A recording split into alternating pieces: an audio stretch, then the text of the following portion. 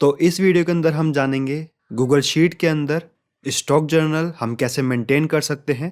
तो ये टेम्पलेट मैंने पहले से ही क्रिएट कर रखी है। तो इसके अंदर हम देखते हैं एंट्रीज हम कैसे मेंटेन करेंगे। यहाँ पर हमको 3 शीट मिल जाती हैं। पहली शीट है डैशबोर्ड। जो भी हम एंट्रीज करेंगे, एंट्रीज हम करेंगे नेक्स्ट शीट के अंदर ट्रेड जर्नल। तो जो भी हम एंट्रीज करेंगे उस डेटा के बेस पर ये डैशबोर्ड अपडेट होगा। यहाँ पर डैशबोर्ड के अंदर हमको कैपिटल शो होगी। इसके बाद जो भी हमारी होल्डिंग्स हैं उनके अंदर जो करंट में प्रॉफिट एंड लॉस चल रहा होगा वो हमको यहाँ पर दिखेगा। जो हमारी प्रॉफिटेबल ट्रेड्स होंगी जिनके अंदर हमने प्रॉफिट किया होगा वो प्रॉफिट अमाउंट हमको यहाँ पर शो होगा। नेक्स्ट है लॉस। लॉस भी सेम है। जितनी ट्रेड्स के अंदर हमने लॉस किया होगा वो टोटल अमाउंट हमको यहाँ पर दिखेगा। अब प्रॉफिट और लॉस होने के बाद जो भी हमारा बैलेंस होगा वो हमारी कैपिटल के अंदर ऐड हो जाएगा।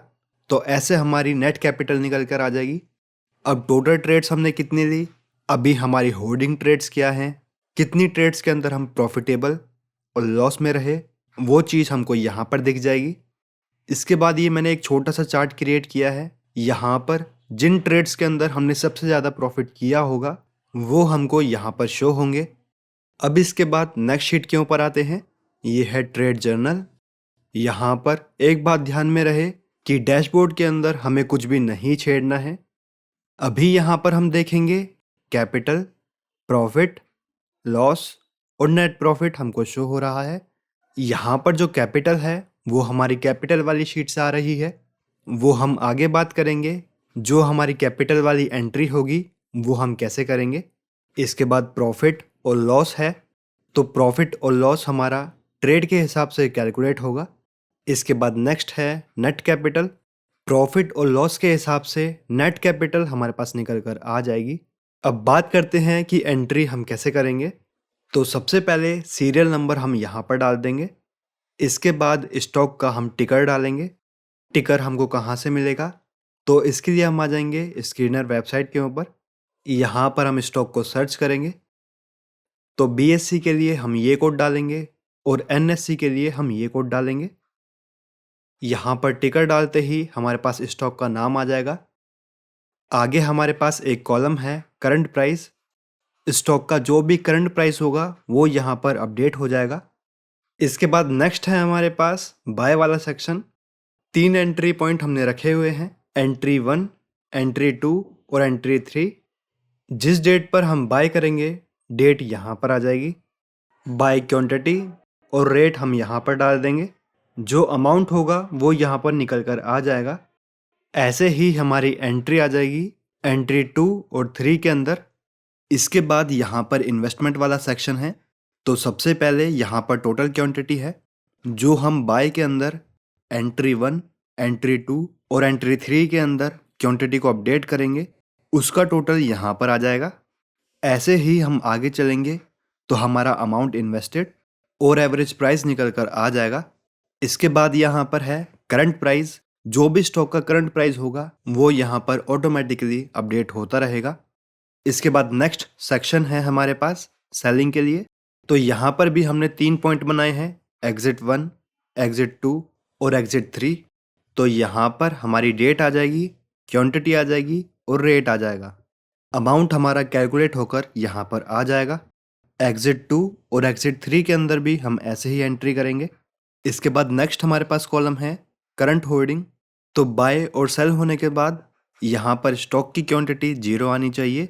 अगर यहाँ पर 0 नहीं आता है तो इसका मतलब है कि कुछ क्वांटिटी है जो कि हमने सेल नहीं करी है। इसके बाद प्रॉफिट एंड लॉस के अंदर यहाँ पर हमारे पास प्रॉफिट एंड लॉस निकल कर आ जाएगा। इसके बाद ब्रोकरेज। तो जितनी ब्रोकरेज हमको लगेगी वो हम कैलकुलेट कर कर यहाँ पर डाल देंगे।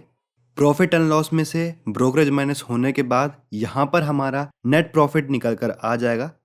अब ट्रेड के अंदर हमको प्रॉफिट हुआ, लॉस हुआ या ट्रेड को अभी हमने होल्ड कर रखा है, तो उस चीज़ को यहाँ पर हम क्लिक करते हुए इस लिस्ट में से हम सेलेक्ट करेंगे। इसके बाद ये कुछ कॉलम्स हमने फ्री छोड़े हुए हैं, इनको आप अपने हिसाब से चेंज कर सकते हैं।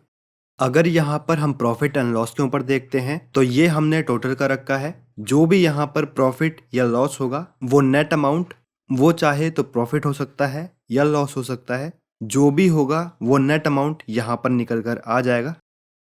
अब हम आ जाते हैं कैपिटल के ऊपर।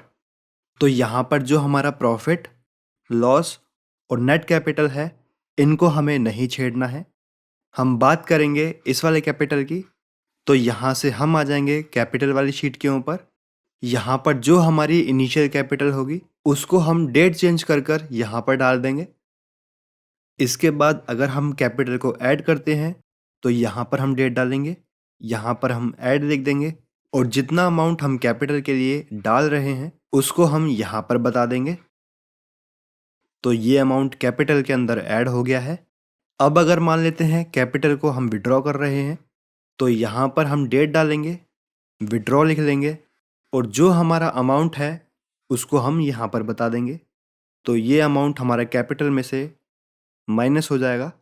अब यहाँ पर जो करंट रनिंग बैलेंस होगा, जैसे यहाँ पर है 95,000, तो ये अमाउंट हमको कैपिटल के अंदर शो होना चाहिए। तो यहाँ पर हम देख सकते हैं 95,000 हमको शो हो रहा है। अब ये हो गई हमारी नॉर्मल सिनेरियो की बात। अब अगर मान लेते हैं कि हमारा प्रॉफिट हुआ या लॉस हुआ तो वो अमाउंट भी हमारी कैपिटल के अंदर ऐड होना चाहिए और प्रॉफिट अमाउंट को भी हम विड्रॉ करेंगे। सेम ऐसे ही लॉस के लिए भी है, लॉस अमाउंट हमारी कैपिटल में से माइनस होना चाहिए। तो इसको भी हम समझ लेते हैं। अब ये वाला जो हम काम करेंगे ये या तो हम वीकली बेसिस पे करेंगे या तो मंथली बेसिस पे करेंगे। जब हमें कैपिटल विड्रॉ करनी होगी तब हम ये वाला काम करेंगे। मैं मंथली बेसिस लेके चल रहा हूँ। मान लेते हैं इस मंथ के अंदर जो हमारा प्रॉफिट है वो हुआ 8950 का और लॉस हुआ है 1010 का। तो मंथ एंड पर जो हमारा नेट प्रॉफिट हुआ है वो हुआ है 7940 का। तो यहाँ पर अब हम क्या करेंगे, सबसे पहले यहाँ पर हम डेट डाल देंगे। अब पर्टिकुलर के अंदर हम लिखेंगे प्रॉफिट और जिस टाइम पीरियड के अंदर वो प्रॉफिट हमको हुआ है वो डेट हम यहाँ पर डाल देंगे। तो मंथ एंड पर जो हमारा नेट प्रॉफिट हुआ है वो हुआ है 7940 का। इसके बाद जितना अमाउंट हमें विड्रॉ करना है उसको हम यहाँ पर विड्रॉ कर लेंगे।